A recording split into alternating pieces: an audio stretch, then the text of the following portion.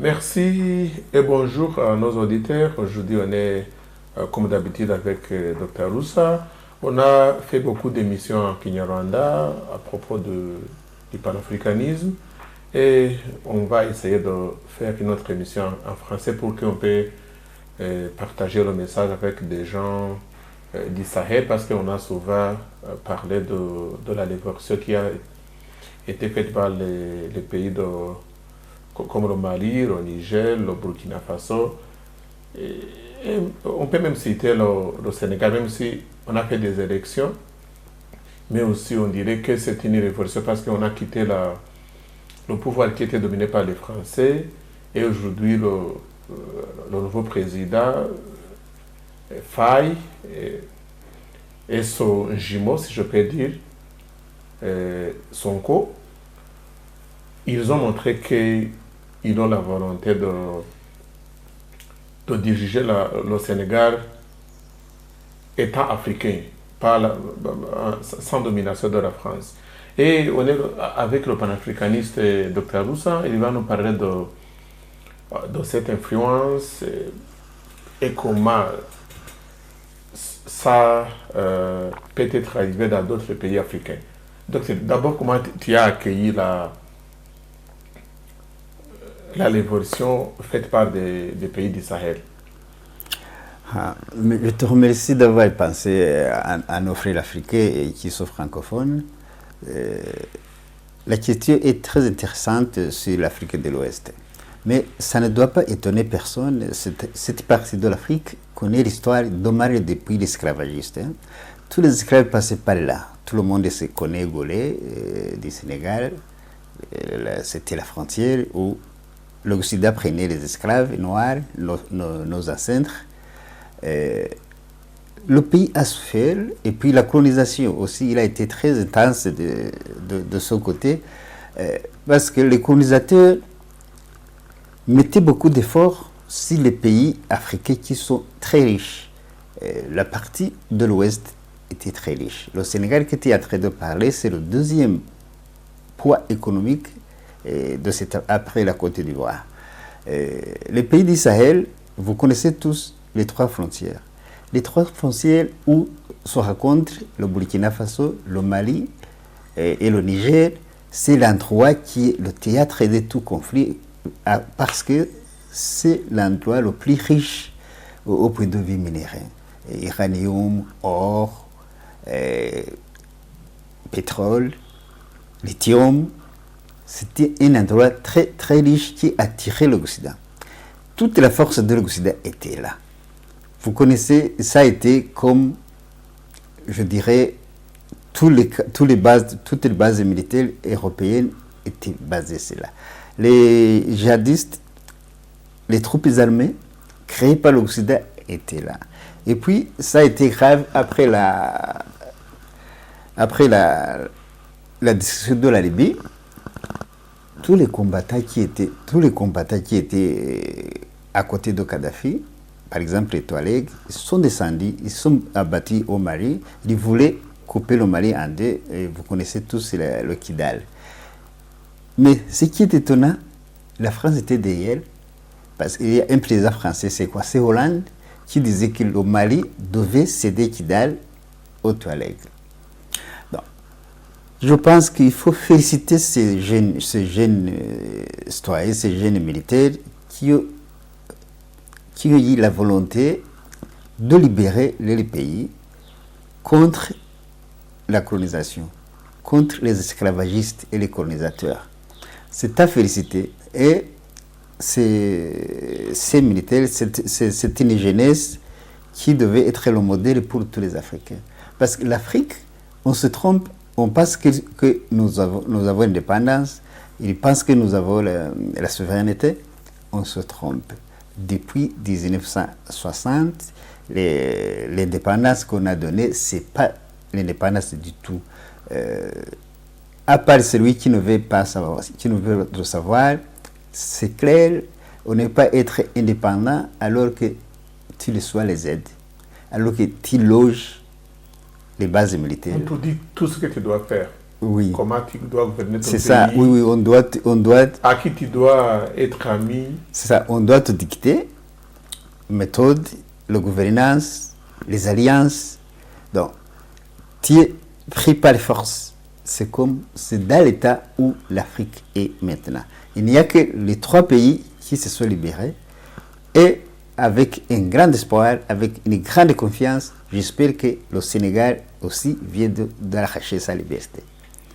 Et nous attendons prochainement, on va voir que le Sénégal, il fait partie du Sahel, il y aura une alliance probable avec la Guinée-Conakry.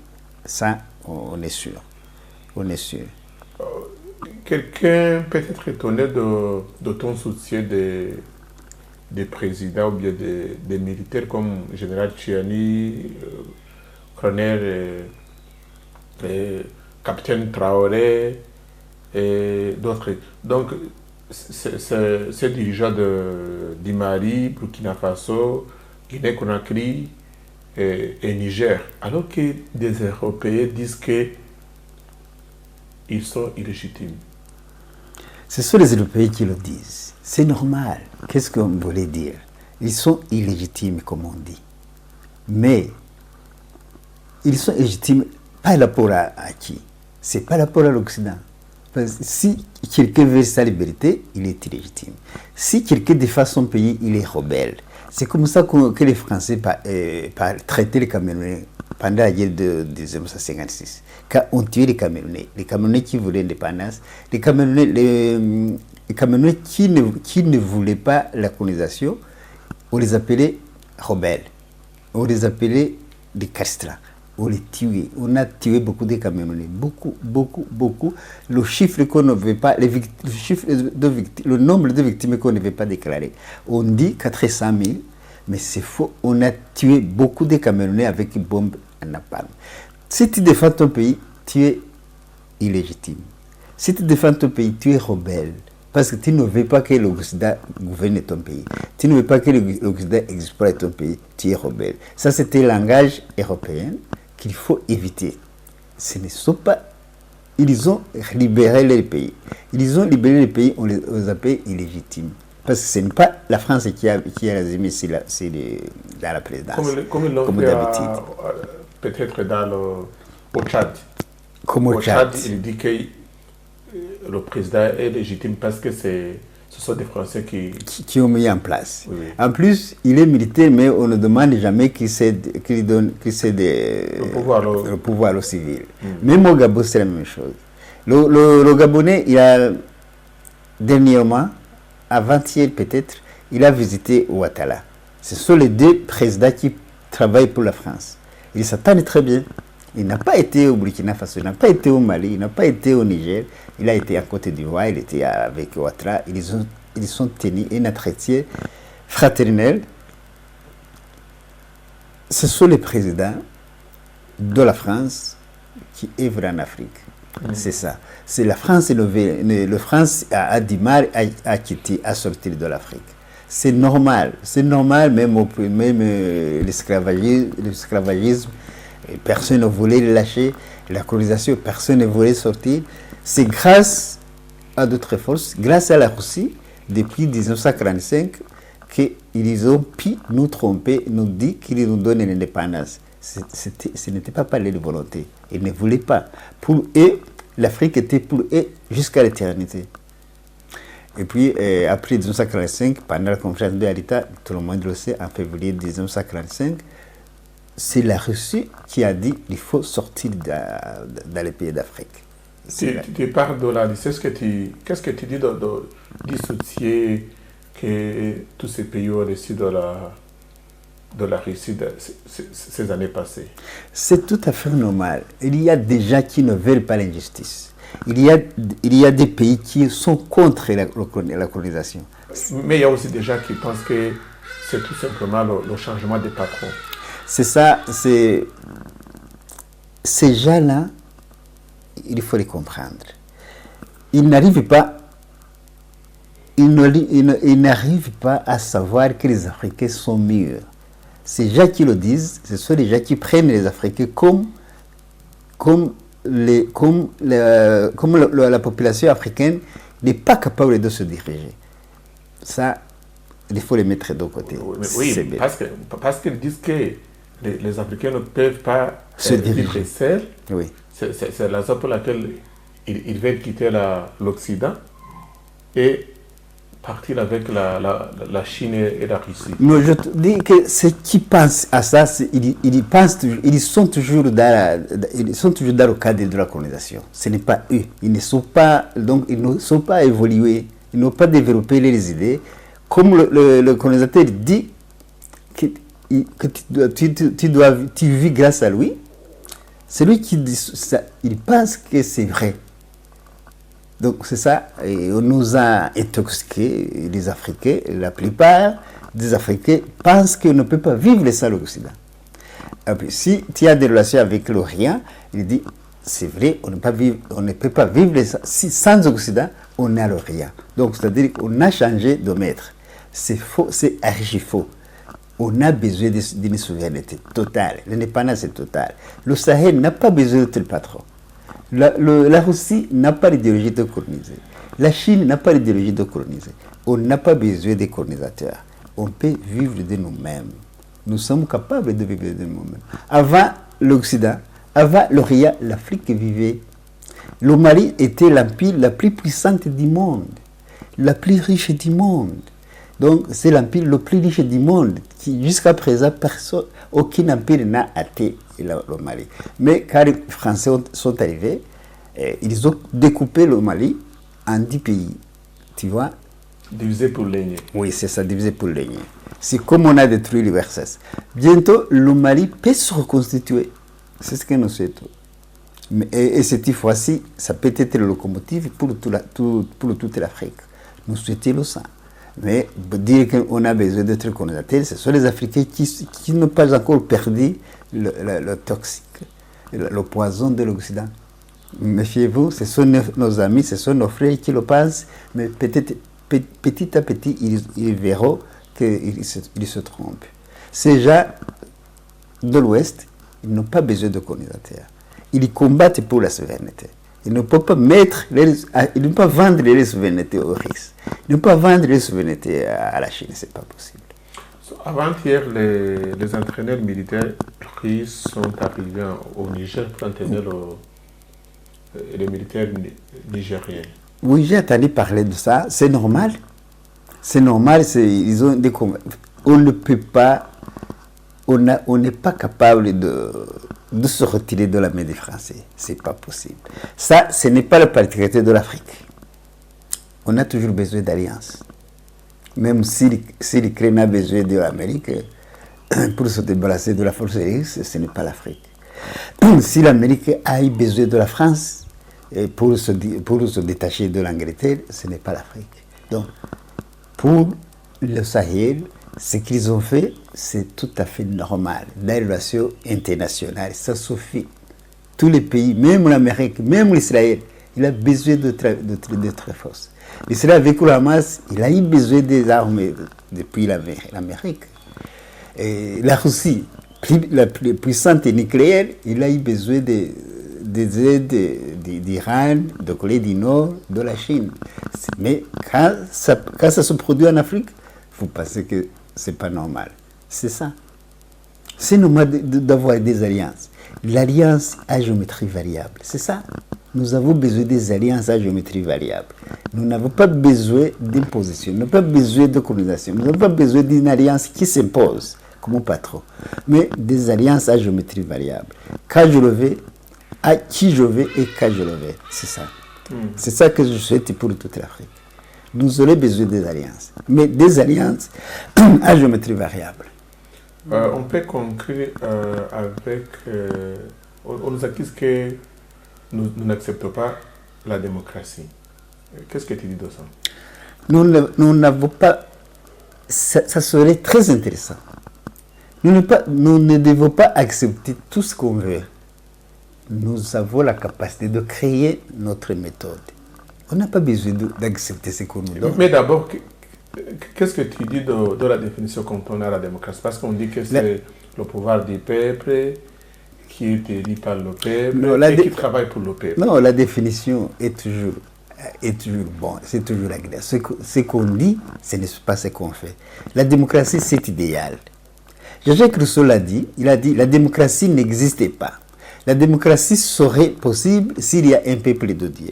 Comme il n'y a pas un peuple de Dieu, la démocratie ne peut pas exister. Donc c'est le français qui l'a dit. C'est le philosophe français, c'est Jean-Jacques Rousseau. Ce n'est pas moi qui le dis. Donc la démocratie n'existait pas. Même ceux qui le disent, ils n'en ont pas. Ce n'est pas possible la démocratie. Il faut laisser à l'Afrique de gouverner son peuple. Nous sommes capables. La démocratie, ça vient d'où? De la Grèce. Ce n'est pas chez nous. Et ça réussit où? Il n'y a pas de démocratie. Il n'y a pas de démocratie au monde. S'il y avait de démocratie, l'ONU date de 78 ans. Le monde est gouverné, 193 pays sont gouvernés par 5 pays qui ne changent pas. C'est quelle démocratie? Tu as félicité ces dirigeants, ces militaires. Ça m'a dépassé. Ça m'a dépassé. Mais tu les félicites, mais tu sais bien que ce qui s'est passé à Thomas Sankara, ce qui s'est passé à Kadhafi, ce qui s'est passé aux autres chefs d'État qui ont voulu s'opposer à l'Occident en combattant pour la dignité africaine et la dignité de leur pays. Et tu ne penses pas que ça peut se produire maintenant à ces militaires que tu félicites? Non, mais c'est pas mal. Sankara n'est pas mort. C'est ce qui s'interdit de se produire aujourd'hui, c'est Sankara. Oui, c'est Sankara. Oui, c'est Sankara. Ça, on ne peut pas avoir peur. Nous ne pouvons pas avoir peur de mourir. Parce qu'on ne meurt jamais. Jusqu'à présent, Luther King est toujours vivant aux Amériques. Sankara est toujours vivant chez nous. Il vit dans nos âmes. Sankara, nous le vivons toujours. Sankara est traité. Ils se sont trompés. Ils ne peuvent pas tuer un homme comme Sankara. Il ne peut pas mourir. Il est immortel. Ça, on ne peut pas avoir peur. Il faut oser. Ne pas avoir peur de mourir. Il faut oser. Et Kadhafi? Kadhafi aussi. Kadhafi, si tu vois bien ce qui se passe maintenant à Libye. Et Kadhafi n'est pas pour la Libye, c'était pour toute l'Afrique. Quand même, nous devons à Kadhafi le Fonds monétaire africain. Il est au Cameroun. Ça va fonctionner bientôt. Peux-tu nous montrer l'héritage de Kadhafi en Afrique qu'on peut trouver aujourd'hui? Mais Kadhafi en Afrique, c'est lui qui ne veut pas le voir, il ne le voit pas. Mais Kadhafi, comment on peut oublier Kadhafi? Aujourd'hui, il y a le Fonds monétaire africain qui peut nous débarrasser du Fonds monétaire international. Il est basé au Cameroun. Il y a 9 pays qui ont appliqué les signatures, même ratifié. On a besoin de 15, il reste combien? 7. Bientôt, le Fonds monétaire africain peut fonctionner. Et puis, il y a l'Afrique Média TV. Avec l'aide de Kadhafi, il fonctionne jusqu'à présent. Donc, il y a l'ASCOM, satellite de téléphonique. Le premier satellite que l'Afrique a eu, c'est grâce à Kadhafi. Il l'a acheté à 75%.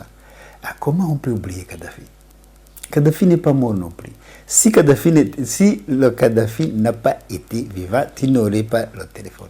Tu ne serais pas capable d'avoir le téléphone. Le téléphone mobile, ça coûterait énormément cher. Parce qu'on payait 500 milliards chaque année aux satellites de l'Europe. Mais aujourd'hui, nous avons notre satellite. Il est au-dessus de l'Angola. C'est la RASCOM. Si tu pourrais... Pardon, tout ce que les Africains ont fait, personne ne le dit. On nous dit que tout a été fait par les Européens. Tu vois, l'Occident va te dire à chaque...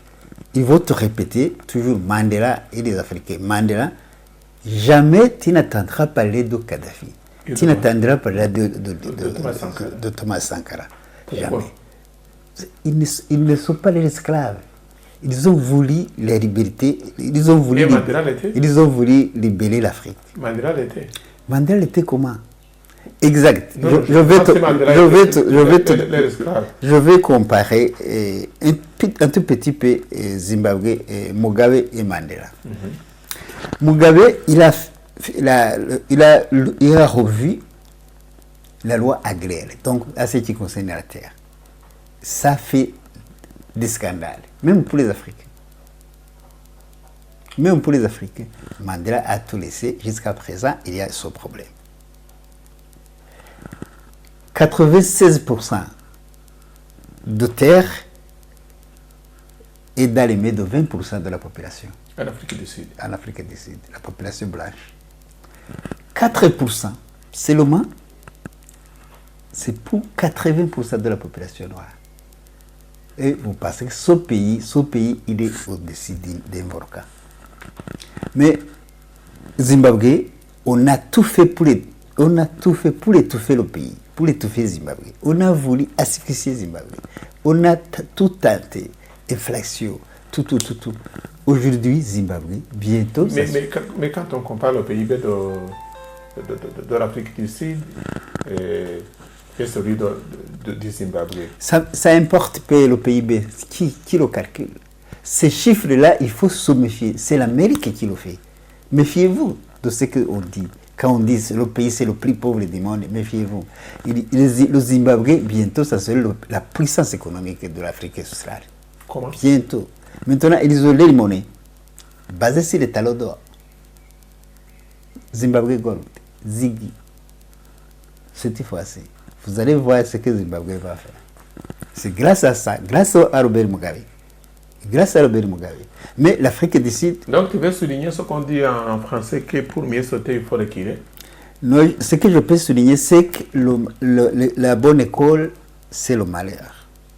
Donc Zimbabwe, il a pris des réseaux dans son malheur. Même le Sahel, là, ce que nous sommes en train de parler, si le Sahel se révolte aujourd'hui, c'est qu'il a été trop étouffé par l'Occident. Il a été trop dominé. L'Occident a mis beaucoup d'efforts. Et la population du Sahel était comptée parmi la population la plus pauvre, alors que ce sont les pays les plus riches. Le Sénégal que tu vois, c'est un géant économique. Côte d'Ivoire, c'est un géant économique. Niger, Burkina Faso. Mais je vous dis, je vous rapporte que Mali et Burkina Faso, chaque pays récolte 400 000 tonnes d'or chaque année. Comment un pays comme ça peut être pauvre? C'est ça. Le malheur, c'est un bon enseignant. Ici, l'Afrique, le problème que l'Afrique a eu, c'est que nous, les Africains, nous avions tout. Ça nous a empêchés de penser autrement. L'Europe a été très malheureuse. Vous savez, au Moyen-Âge, les Européens souffraient beaucoup de guerres, de maladies, comment dirais-je, des famines. Et puis, ils ont pris les souffres quand ils sont arrivés en Afrique. Et ils n'ont pas voulu quitter, c'est ça. Tandis que l'Afrique, on avait tout. On n'avait pas besoin d'aller ailleurs. Mais on est souvent mort de la pauvreté. Pourquoi alors? Avant, ce n'était pas possible. Aujourd'hui, c'est à cause de l'Occident. On a tout volé. Ce n'est pas seulement qu'on a volé nos économies. Ils ont volé tout ce qui nous appartient. C'est-à-dire l'économie, la culture, la politique. Nous sommes, d'ailleurs, ça m'étonne. Il y a ce qu'on appelle aussi la civilisation. Est-ce qu'avant la colonisation, l'Afrique n'avait pas sa civilisation? Non, on cherche des termes. Pour nous intoxiquer, on cherche toujours des bons termes. On n'a pas voulu continuer de dire... Donc, on voulait justifier d'une façon morale comment on nous envahit. Il fallait trouver des beaux termes. Ils ne sont pas venus pour l'économie. Ils ne sont pas venus pour le besoin. Ils sont venus pour nous sauver, pour nous civiliser, sauver nos âmes, nous amener au ciel. C'est ça ce qu'on dit. Tu utilises le verbe sauver, tu me souviens que tu as un livre qui s'appelle Oui, Syndrome de sauver. Oui, Syndrome de sauver. C'est exact. C'est ce qui va lire ce livre, il va beaucoup comprendre. J'ai presque détaillé tout. On voulait sauver nos âmes d'abord. Donc, c'est-à-dire, nous intéresser au ciel, nous intéresser à la recherche d'histoire, parce qu'ils avaient besoin d'histoire. Même aujourd'hui, des chefs d'État africains, toutefois qu'ils rencontrent un obstacle, ils vont dire que c'est la mer qui va nous sauver, c'est la France, c'est l'Angleterre, c'est l'Allemagne. Donc, il fait recours toujours aux pays de l'Occident pour qu'ils puissent les sauver. Ok, je vais te dire une autre stratégie qu'on oublie. C'est beaucoup. Donc, il avait une stratégie de dire il faut infantiliser les Africains. C'est-à-dire que les Africains, nous sommes des enfants adultes.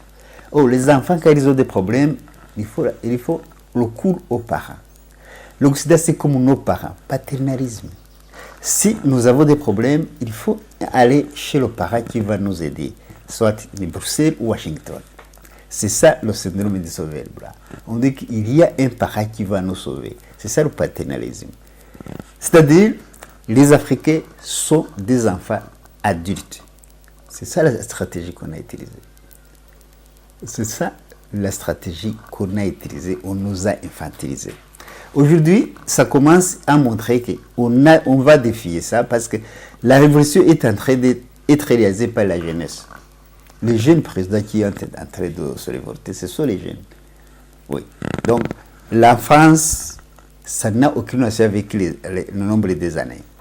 Les Africains sont des enfants adultes. Les gens comme le président du Sénégal, comme le président du Gabon, comme le président de Côte d'Ivoire, il a 82 ans, mais c'est un enfant de la France. Je vais dire merci à Dr Aroussa qui nous a partagé toutes ces informations. Je pense que des gens vont comprendre parce que le français n'est pas notre langue. Souvent on fait des émissions en Kinyarwanda et moi j'ai souvent utilisé l'anglais et donc mon français n'est pas parfait mais je pense que le message va être transmis comme il faut. Non, ce n'est pas nécessaire qu'il soit parfait. C'est une langue coloniale, nous sommes obligés de l'utiliser, mais c'est dommage qu'on n'a pas une langue africaine. Je souhaite qu'on aura notre langue, mais je profite pour remercier ces jeunes présidents du Sahel, et je remercie aussi les panafricains du Sahel, comme Bertrand Tatsinda, comme Nathalie Yam, comme Banda Kani. Je remercie tout le monde. Merci. Ok, merci. Je pense que des gens vont nous donner des commentaires, des idées, et ils vont aussi nous critiquer, parce que je pense que des critiques vont aussi nous aider à préparer l'émission prochaine. Ouais. Merci. Je vous en prie.